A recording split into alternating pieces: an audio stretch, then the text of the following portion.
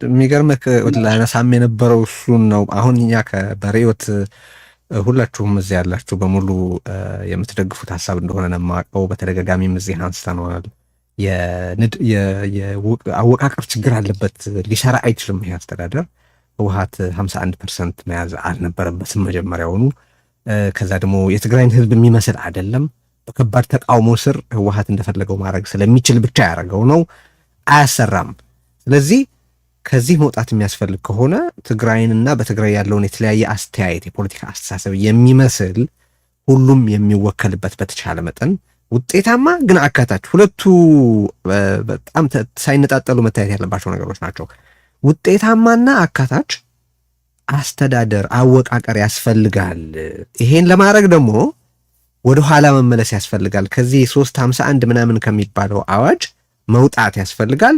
በፕሪቶሪያ ስምምነት ላይ ከአብይ አህመድ ጋር ወይ ከብልጽግና ጋር መነጋገር ግድ የሚል አርቲክል ስላለ እሱን ማድረግ አይቀርም፣ ምንም ጥያቄ የለውም። ግን በትግራይ ውስጥ ይሄን ለማድረግ የሚያስችል ስምምነት ከተፈጠረ በኋላ ጠንክሮ ከአብይ ጋር ከጥንካሬ በመነጨ ፖዚሽን መደራደር ነገሩን እውን ለማድረግ ይቀርባል የሚል ሐሳብ በተደጋጋሚ አቅርበናል። ይህንን 2 ዓመት በሙሉ ተከታታዮቻችን እንደማይሰለቹን አውቃለሁ። የህብረተሰብ ህልውና ጉዳይ ስለሆነ ግን በተደጋጋሚ ነው ያነሳል።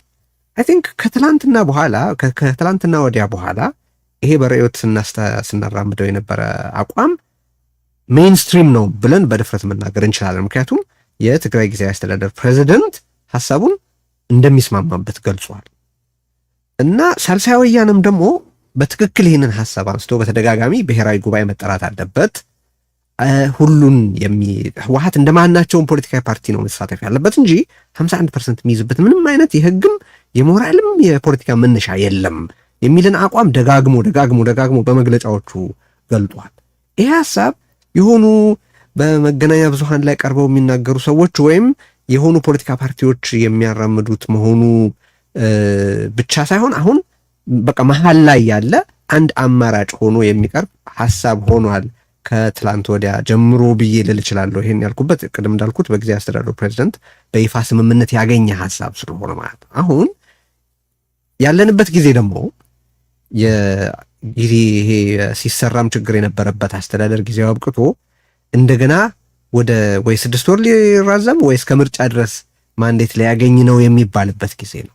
በዚህ ጊዜ ነው ያ ላለፉት 2 ዓመታት የቀጠለና በህወሓት ኮንፈረንስ ተብዬ ውስጥ የተሰራው ገዳይ ስህተት እንደገና ሊደገም ነው ወይ ብለን እየጠየቅን ያለ ነው። ጫና ማድረግ ነው አይደል ቁም ነገሩ። በመገናኛ ብዙሃን ህብረተሰብ ይሄ ሐሳብ ከገደል መውጫ ከገሃነሙ መውጫ መንገድ ስለሆነ በዚህ መንገድ ተጽዕኖ ፍጠር ማለት ነው የምንችለው። አሁን ዛሬም እንድናነሳ የምፈልገው አሁን ምንድን ነው ያሉት እድሎች መጻኢን በተመለከተ የሚመለከት ስለሆነ ለአብይ አህመድ የሚጠቅመው ይሄንኑ ሰው ቀይሮ መቀጠል ነው። ያው ትግራይን የማሟሟት እቅድ ስለሆነ አብይ አህመድ ያለው ታደሰ ወረደን ይቀይራል ወይ ወንድሙ አሳምነውን ይቀይራል፣ ወርሳም ጌታቸውን አስቀጥሎም ቢሆን ማለት ነው። እሱ ላይ ያወቅነው ምንም ነገር ስለሌለ ግን ይሄ አስተዳደር ከመዋቅሩ ሊቀየር የሚችልበት እድል ተገኝቷል እና እዚህ ሰዓት ላይ ያ አስተዳደሩ እንዲሰራ ሆኖ በአዲስ መልኩ እንዲዋቀር ብሔራዊ ጉባኤ እነሱ ኮንፈረንስ ምናምን ጌታቸው ማረጋግጦታል። ይሄንን እኛ ስለፈለግን በቃ ደስ እንዲለን ያደረግነው ኮንፈረንስ ነው እንጂ ምንም ህጋዊ መሰረት የለውም ብለዋል። ህወሓት እንደፈለገ ከዚህ ተጠራርቶ ደግሶ የፈጠረውን መዋቅር ትቶ ሌላ ህዝብን የሚመስል ህዝብን የሚጠቅም አወቃቀር እንዲኖር ጫራ የምናደርግበት ጊዜ ይሄ ነው ብዬ ነው ማስበው። ስለዚህ ምንድነው መደረግ ያለበት? አሁን ያለንበት ጊዜ ምን አይነት ሴናሪዮዝ አሉ? አብይ አህመድ ምን ሊያደርግ ይችላል? ይሄ 51% ካልሰጣችሁኝ ሞታለሁ፣ ትግራይንም ይዣት እሞታለሁ የሚለው ቡድን ምን አይነት መጫወቻ ካርዶች ሊኖሩት ይችላሉ የሚለው ላይ እንነጋገር። ጌታቸው አሰፋ በዚህ ላይ ሐሳብ አንስጥ። እዚች ላይ የጌታቸው ይቅዳመኝና ለዚህ ኢንፑት የሚሆን አንድ ነገር እያየው ነው። እሺ ቀጥል ጌታቸው ወይም አሉላ። ቴዲ አሁን አንተም እንዳቀረብከው አቶ ጌታቸው ረዳም እንዳመነው ወይም እንደተቀበለው ማለት እንችላለን። የጊዜያዊ አስተዳደሩ መንግስት በአዲሱ ሁሉንም አካታች ሆኖ መዋቀሩ አስፈላጊ እንደሆነ ከመጀመሪያው ጀምሮ በብዛት በሁሉም የማህበረሰብ ክፍሎች ሲነሳ የነበረ ሀሳብ ነው። ሆኖም ግን አሁን ያለው የኢትዮጵያ መንግስት ያንን ተቀብሎ በትክክል ተግባራዊ እንዲሆን ይተባበራሉ ወይ? ከህወሓት ደግሞ አሁን ትግራይ ውስጥ ካለው ነባራዊ ሁኔታ አንጻር ለዛ መፍትሄ ተገዢ የመሆን ፍላጎት የማሳየት አቅም ይኖራቸዋል ወይ የሚል ነገር ነው እኔ ማንሳት የምፈልገው። እሱማ ይመጣል።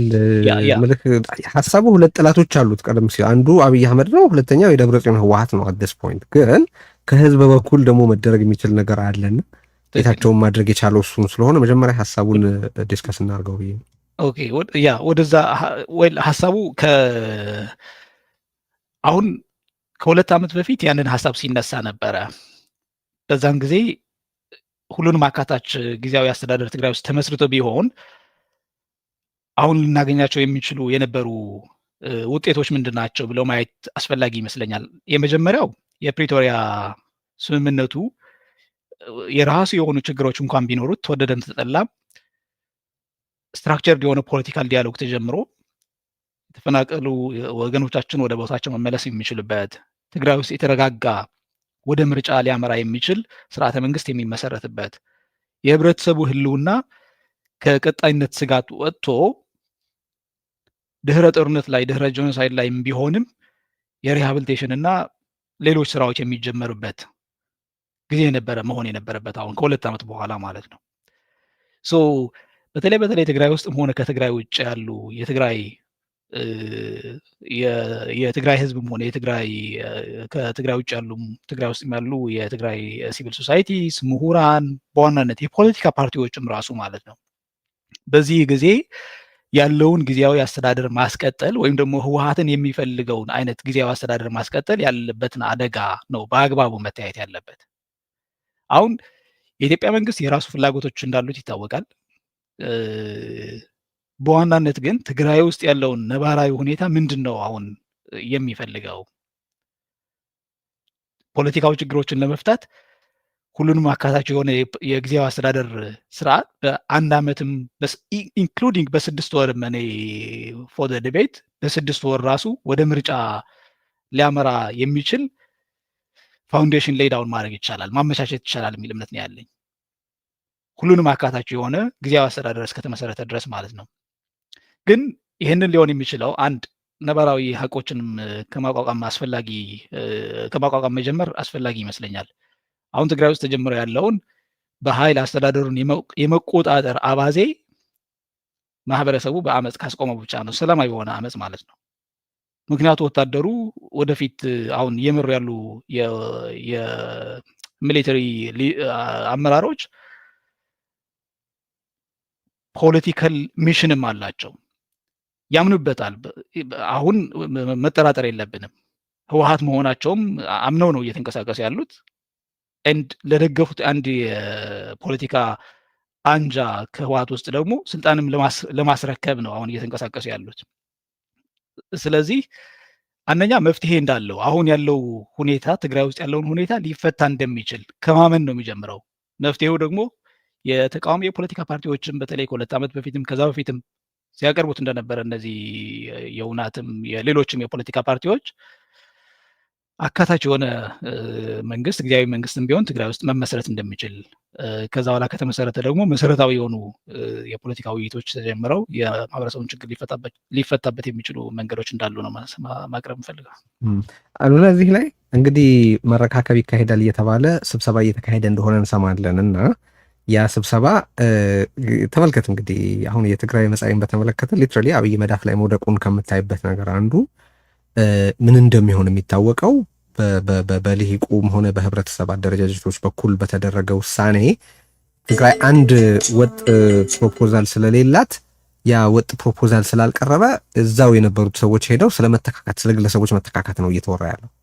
እኛ ደግሞ አሁን እዚህ ላይ እያነሳን ያለ ነው ኖ ግለሰቦች አይደሉም መተካካት ያለባቸው። መጀመሪያ ጊዜ አስተዳደሩ የተዋቀረበት ሂደት ነው ችግሩ።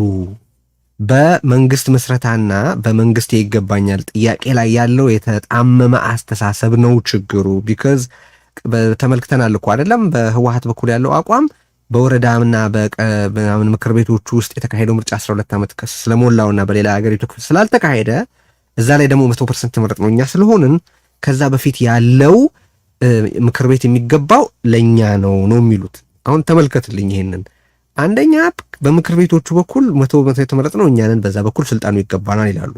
ሁለተኛ በላይ በኩል ደግሞ ባካሄዱት ራሳቸው ጠርተው ደግሰው ባካሄዱት ኮንፈረንስ ባገኙት 51% በኩል መንግስተኛ ነን ነው እያሉ ያሉት። ስለዚህ በምድርም በሰማይም በታችም በላይም ገዢዎቹ እኛ ነን የሚል አቋም ነው የተያዘው።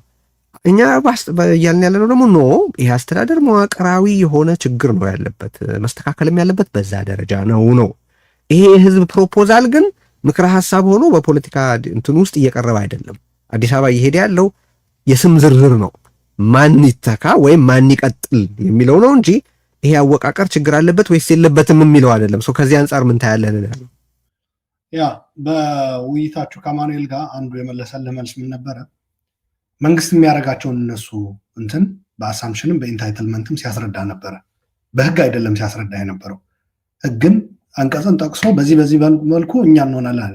ከአሁን በፊት እኛ እንዲህ ስለነበር በዚህ በኩል አልፈን ስለነበረ ያው ዛሬ የሚያነጋ እንትን ያደረሰው ነገ ማደሩ አይቀሬ ነውና ስለዚህ የነገን መኖሩ የዛሬ መኖሩ መሰረቱ ነው ምናምን የሚል አይነት ንግግር ነው። ህግን መሰረት አድርጎ አይደለም። ከዛ ያቺ 50% ሲደመር አንድ ፕሪቶሪያ እንዳልሰጣቸው እየነገርከው በኮንፈረንስ ተሰባስበው እንትን ያደረጓት እሷን በነገራችን ላይ አቶ ጌታቸው በተመሳሳይ ጥያቄ ስጠይቀው ህጋዊነት የለውም ብለዋል እና which is good ክሊር አድርጎታል። ሁለቱም የህግ ባለሙያዎች ናቸው። አንዱ ባለሙያ በአሳምፕሽን እኛ ራሱን መንግስት የሚያደርግበት መንገድ ሲፈልግ፣ ሌላኛው ደግሞ መንግስትነቱን የሚያሳጣው ነገር ነው አድሚት ያደረገው ባጭሩ ማለት ነው። ስለዚህ የያዘውን ስልጣን የሚያሳጣውን ነገር ተቀብሏል። ያኛው ደግሞ በአሳምፕሽን ወደ መንግስት በኢንታይትልመንት ወደ መንግስት የሚያመጣው መንገድ እዛ ላይ ነበረ ክርክሩ እንትን ያለው። አብዛኛው በነገራችን ላይ ከማኑኤል ጋር ያካሄዳችሁት እዛ ላይ ያጠነጠነ ነበረ። ብዙ ጊዜ የፈጀብህ እዛ ላይ ነው። አንዳንድ ሰዎች አማኑኤል ራሱን ዲፈንድ ያደረገበት መንገድ ሲያደንቁ እና ለቴዲ ጥያቄዎች አልበገራለ ምናምን ህጋዊ የሆነ ነገር አንስተህለት ከህግ አንጻር ፋይል ካደረገ አንድ ሰው ምንም ቢልስ ምን ትርጉም አለው ነው እና የተጨቃጨቀውና የተከራከረው እና ለአንተ ጥያቄ እጅ አልሰጥ ማለቱ እንደ ትልቅ ቁም ነገር ተወስዶ ነው። እሱ አባባል ትልቅ የአሳምፕሽን ችግር አለበት ማለት የጎል ለማስቆጠር የምንጫወት ሁለት አቻ ቡድኖች አድርገው ነው የሚያስቡት። እዚህ እኛ ማንኛውንም ሰው ጥያቄ የምንጠይቀው በማንም ላይ ግብ ለማስቆጠር አይደለም። ይሄ ፕሮፋውንድ የሆነ ስህተት ነው። በነገራችን ላይ እውነትንና ፐርስፔክቲቭን ለማግኘት ባለስልጣን ወይም ተጽዕኖ የሚፈጥር ፖለቲካ ወይም ሌላ ሰው ሀሳቡን በደንብ ኤክስፕሌን እንዲያደርግ ለማድረግ የሚደረግን ጥረት በሆነ ወገን ወይም ቡድን ወይም ሰው ላይ ግብ ለማግባት እድል አይደለም ዓላማው። ያ በፍጹም ስህተት ነው። ያ በላዩ ላይ ደግሞ እንደ ሚዲያም እንደ ውይይትም እንደ አንድ ትግራዋይ የትግራይ ህዝብ እየመጣበት ያለ መከራ ተሸክመህ ከዛ አንጻር መፍትሄ ፍለጋ ነው ውይይቱ ያካሄድከው ነጥብ ከማስቆጠር ምናምን የህብረተሰብ ጥቅም ነው እና ለዛ የሚሆን መፍትሄ ይሄ ነው። እናንተ ደግሞ በምትሉት አደጋም አለው የህግም መሰረት የላችሁም ያንን ክሌም ለማድረግ ብለህ ስታወያየው አብዛኛው ሰው መሆን ያለበት እንትኑ ከህግ አንጻርም ያንተን ልክነት እንዲሁም